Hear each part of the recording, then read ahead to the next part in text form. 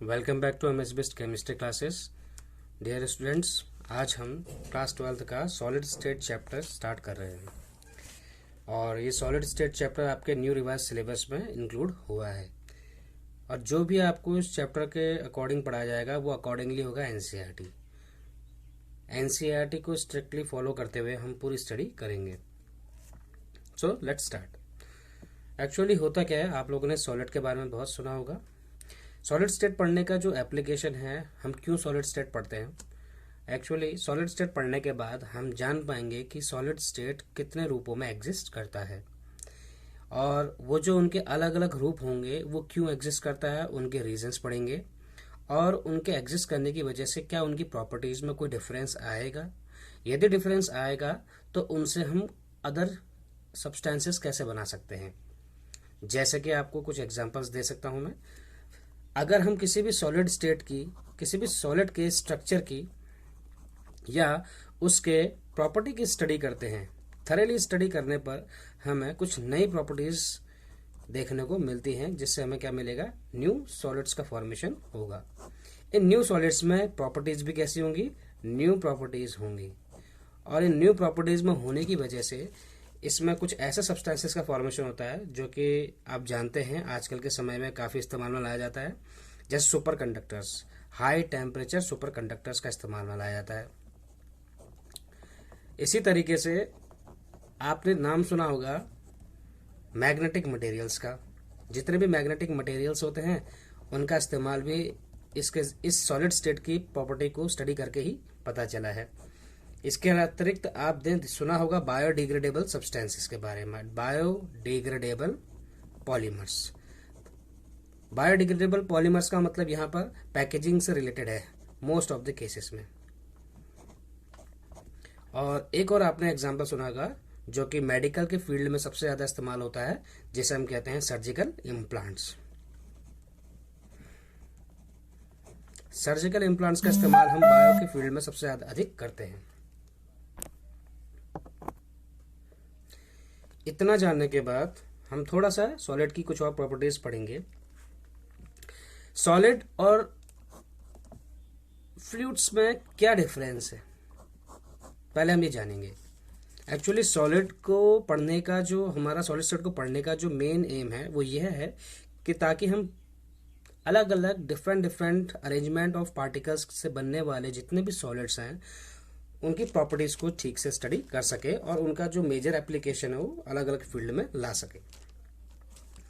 Solid में कुछ ऐसे अरेंजमेंट्स आपको मिलेंगे पार्टिकल्स के जो कि डिफरेंट होंगे फ्लूइड्स की तुलना में, क्योंकि हम जानते हैं फ्लूइड्स वो होते हैं जिनके पास एबिलिटी होती है फ्लो करने की। जैसे आपने पढ़ा है गैसेस एंड लिक्विड्स, इन दोनों के पास एबिलिटी होती है फ्लो करने की, इसीलिए इनको फ्लूइड्स बोलते हैं। ऐसा क्यों होता है, क्योंकि इनके जो मॉलिक्यूल्स होते हैं, गैस के मॉलिक्यूल्स, फॉर एग्जांपल एक कंटेनर है तो गैस के molecules they are far from each other, और लिक्विड के मॉलिक्यूल्स उनके बीच का जो डिस्टेंस होता है वो भी थोड़ा ज़्यादा होता है, लेकिन गैसेस की कंपैरेटिवली कम होता है।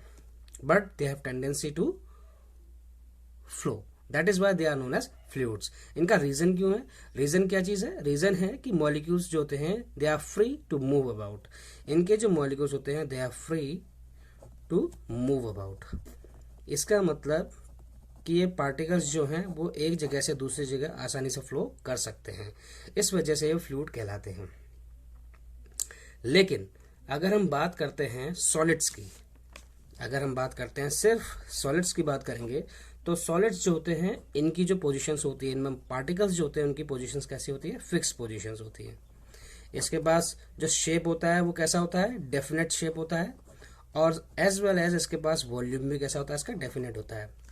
Definite shape and definite volume, fix shape and fixed volume भी कह सकते हैं हम इसको। इसी वजह से सॉलिड्स में एक प्रॉपर्टी देखने को हमें मिलती है जिसे हम कहते हैं रिजिडिटी। रिजिडिटी का मतलब होता है कि कोई भी पार्टिकल एक दूसरे के करीब, एक दूसरे से इतना ज्यादा क्लोज होगा कि इनके बीच का जो inter particle force of attraction होगा वो सबसे ज्यादा होगा compare to gas and liquid. और इनकी जो कंप्रेसिबिलिटी होती है वो कैसी होती है, जीरो। इसका मतलब दे आर इनकम्प्रेसिबल। इनकम्प्रेसिबल का मतलब होता है इनको दबाया नहीं जा सकता।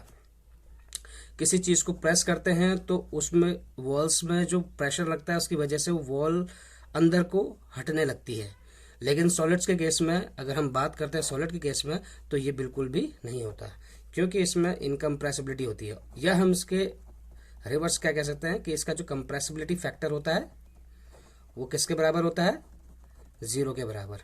यहाँ पे कंप्रेसिबिलिटी फैक्टर को Z से इंडिकेट किया है, जो कि आपको अमूमन देखने को मिलेगा।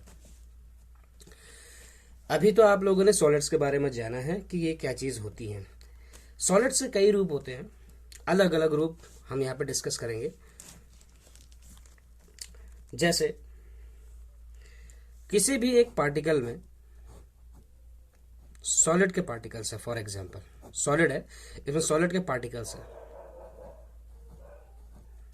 इन सॉलिड के पार्टिकल्स में बीच में बिल्कुल भी स्पेस नहीं है। इसका मतलब इन दो पार्टिकल्स के बीच का जो inter particle force of attraction होगा, जिसे हम कहते हैं इंटरमॉलिक्यूलर फोर्सेस, ये बहुत ज़्यादा होगा, जिस वजह से ये सॉलिड जो होगा ट्रू सॉलिड की तरह एग्जिस्ट करेगा। डियर स्टूडेंट्स, यहाँ पे ध्यान देना, सॉलिड को मैं ट्रू सॉलिड क्यों कह रहा हूँ, इसका मतलब ये है कि पार्टिकल्स के अरेंजमेंट की वजह से हम सॉलिड्स को डिफरेंट डिफरेंट पार्ट्स में डिवाइड कर सकते हैं। जैसे कि आपको एक यहाँ पर डिस्कस किया जा रहा है कि सॉलिड में अगर पार्टिकल्स होते हैं, जो सॉलिड की पार्टिकल्स का अरेंजमेंट देखकर हम दो चीज़ें डिस्कस कर सकते हैं। पहला इंटर पार्टिकल फोर्सेस और दूसरा हम कह सकते हैं इसकी thermal energy. Inter molecular forces और थर्मल एनर्जी के आधार पर हम कैसे कह सकते हैं कि पार्टिकल्स एक दूसरे से के करीब आते हैं और एक दूसरे से दूर हटते हैं। जैसे इंटरमॉलिक्यूलर फोर्सेस की वजह से जो पार्टिकल्स होते हैं वो एक दूसरे से क्या करने की कोशिश करते हैं, पास आने की कोशिश करते हैं। इसी तरीके से थर्मल एनर्जी अगर हम देंगे किसी भी सिस्टम को, थर्मल एनर्जी मतलब थर्मल का मतलब हीट, तो उसमें पार्टिकल्स एक दूसरे से दूर जाने की कोशिश करेंगे। ये आप लोग kinetic theory of molecular gases पढ़ के आ रखे हो, पहले भी 9th क्लास में कभी इसका जिक्र किया गया होगा। तो इसी तरीके से हम आगे समझेंगे कि कैसे किसी भी सिस्टम को एनर्जी देने पर उसके पार्टिकल्स एक दूसरे से मूव अपार्ट होने लगते हैं। यहाँ पे पार्टिकल्स क्या करेंगे, मूव अपार्ट, और यहाँ पे पार्टिकल्स क्या करेंगे, मूव क्लोजर।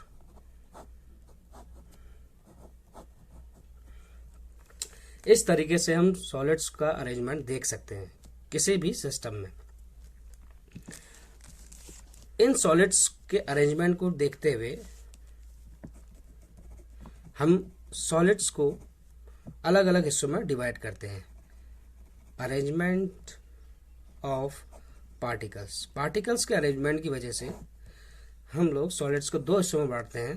पहला जो सॉलिड कहलाता है जिसे हम कहते हैं क्रिस्टलाइन सॉलिड, क्रिस्टलाइन सॉलिड, और जो दूसरा कहलाता है जिसे हम बोलते हैं एमोर्फस सॉलिड।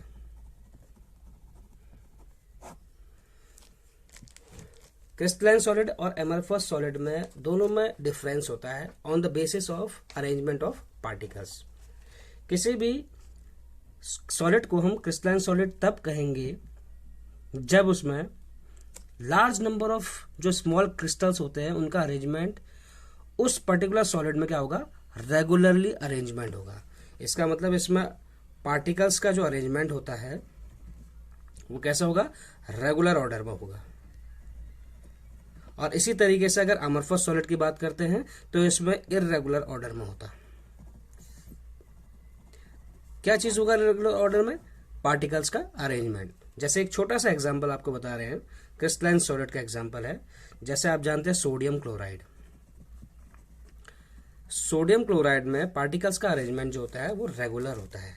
कैसे, सोडियम के पार्टिकल्स में Na और Cl होता है,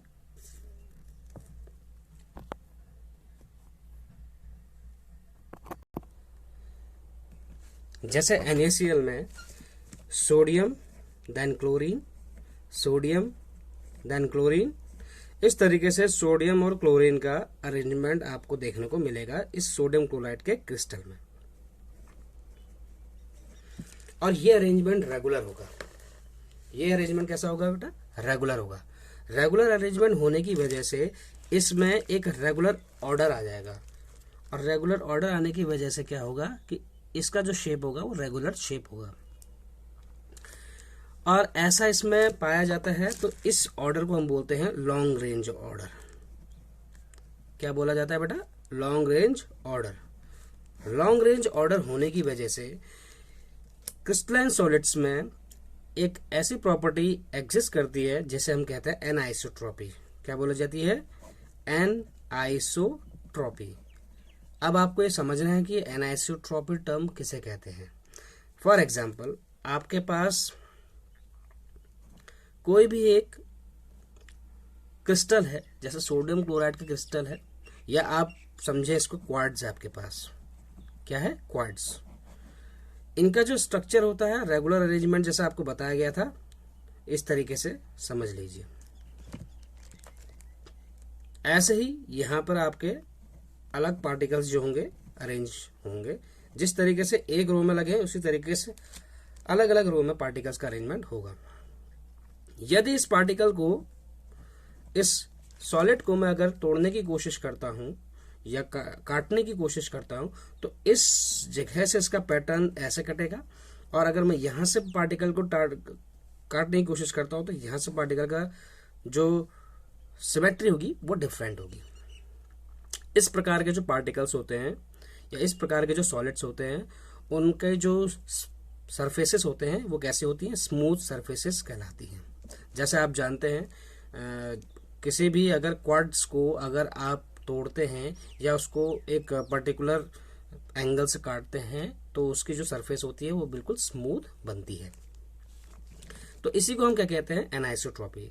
एक्चुअली एनाइसोट्रॉपी टर्म जो होता है क्रिस्टलाइन सॉलिड्स में इस्तेमाल होता है, क्योंकि हम क्रिस्टलाइन सॉलिड पढ़ रहे हैं। Crystalline solids are anisotropic in nature.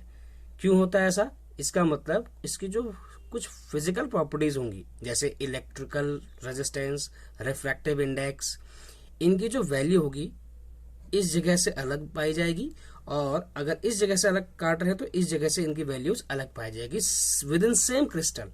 Same crystal में अलग अलग एंगल से या अलग अलग जगह से अगर हम इसके फिजिकल प्रॉपर्टीज के स्टडी करेंगे तो हमें अलग अलग वैल्यूज मिलेंगी। ऐसा क्यों होता है? क्योंकि डिफरेंट अरेंजमेंट ऑफ पार्टिकल होता है डिफरेंट डायरेक्शंस में। अगर इस डायरेक्शन में अरेंजमेंट पार्टिकल इस तरीके से है तो इस वाले डायरेक्शन से अरेंजमेंट ऑफ पार्टिकल ऐसे हैं। इस वजह से ये एनाइसोट्रॉपी जो प्रॉपर्टी होती है क्रिस्टलाइन